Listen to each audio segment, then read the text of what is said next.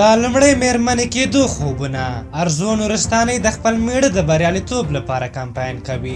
ګرانو لیدونکو السلام علیکم. په افغانستان کې لا ولسمشر غني وراخوا ډاکټر فرامرز تمنا یوازینی بل ولسمشریز نماینده چې میرمنې د سیاست ډګر ته راوتې او خپل ژوند ملګري د دفاع لپاره عملاً کار کوي. د ولسمشر غني میرمن خپله په کمپایني هڅونه ده بوخته، خو د فرامرز تمنا میرمنه ارزو نورستانۍ خپله ټلویزیوني بحثونو ته ځي او د سیاسي او ښځینه حقوقو د فعالې په توګه د خپل میړه د سیاسي تګلارو دفاع او تحلیل کوي. دلته به د ارزو نورستانۍ په ګډون د دریو ټاکنیزو ټیمونو د ښځینه استازو د یو ترسره شوي بحث مهم ټکي ترسره شریک شي. دا بحث په آریانا نیوز تلویزیون کې ترسره شوی چې د ولسمشریز نومان او تدبیر او پراختیا ټیم د مشر ډاکټر فرامرز تمنا د میرمنې ارزو نورستانۍ ترڅنګ پکې د ولسمشر غني د دولت جوړونکي ټیم استازي مریم صدیقه سعادت او د ډاکټر عبدالله د ثبات او همپالنې ټاکنیز ټیم د ښځو د برخې مرستیالې نفیسه عظیمي برخه لرله. په دغه بحث کې ارزو نورستانۍ پر ولسمشر غني او نورو نمایندانو توندې نیوکې وکړې او د خپل ژوند ملګری تر ټولو غوره نومان او د ولسمشرۍ مستحق وباله. د دې په وینا د ژوند ملګری د ځوان نسل استازی دی او ټیم متخصص پروګرام لرونکی او اکاډمیک دی. هغه وایي د فرامرز تمنا ټیم د ټولنې له منځه جوړ شوی او رقیب نه لري. ارزو په نړیوال نظام کې بدلونونو او د ټرمپ ولسمشر کېدو او د عمران خان صدراعظم کېدو ته په کتو سره هیلهمنده ده چې د دې د ژوند ملګری به هم د امکاناتو او د زور د نه لرلو باوجود ولسمشر شي. هغې ولسمشر غني چیلنج کړ چې د دې د میړه سره د مناظرې ته حاضر شي. د ارزو په خبره د غني په واکمنۍ کې قومي نفاق او نور ستونزې زیاتې شوې او هم د ښځو حقونه په پراخه کچه نقض کیږي.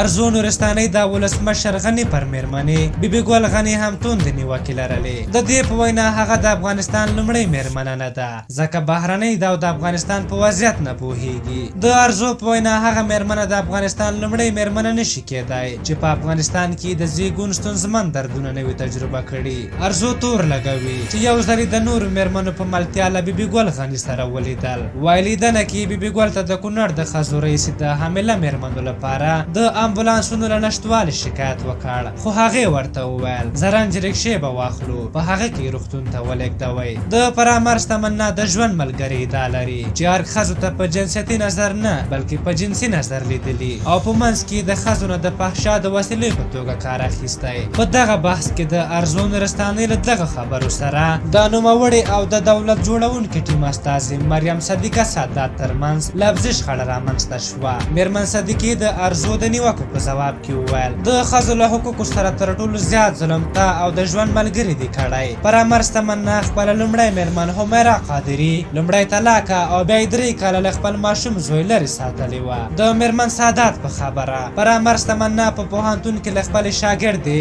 یعنی ارزو نورستانۍ سره اړیکې جوړوي او بیا واده ورسره کوي. له دې سره ارزو نورستانۍ غوسه کیږي او صدیقه سعادت ته په شخصي ژوند کې د نه لاسوهنې خبرداری ورکوي. ارزو پر صدیقه سعادت تور لګوي چې بې سواده ده او په پارلماني ټاکنو کې ځکه ماتې خوړلې. د صدیقې او نفیسې خبرې په بحث کې د ډاکټر غني او ډاکټر عبدالله د ټیمونو استازو نورې خبرې هم لرلې. د غني د ټیم استازي وویل د غني او تمنا د ټیمونو کوم توازن نشته ځکه غني له تمنا سره مبارزه نه کوي. نوموړي د غني حکومت له لاسته راوړنو ډک وباله او ویې ویل چې دغه حکومت کې د ښځو د مشارکت کچه لوړه شوې او د ولسوالانو، ښاروالانو، ولایتي معاونیت او تر دې په لوړه کچه د وزارت او د امنیتونو تر سطحې ښځې په واک کې دي. د صدیقه سعادت په وینا له ښځو څخه د فحشا او نورو ابزاري استفادې د حکومت ملامتي نه بلکې د افرادو ستونزه او ملامتي ده. د ډاکټر عبدالله د ټیم استازي نصیفه اعظمي هم وویل فرامرز تمنا ته درناوی لرو خو موږ تر بل هر ټیم پیاوړي یو، بیکګراوند او قوت مو معلوم دی.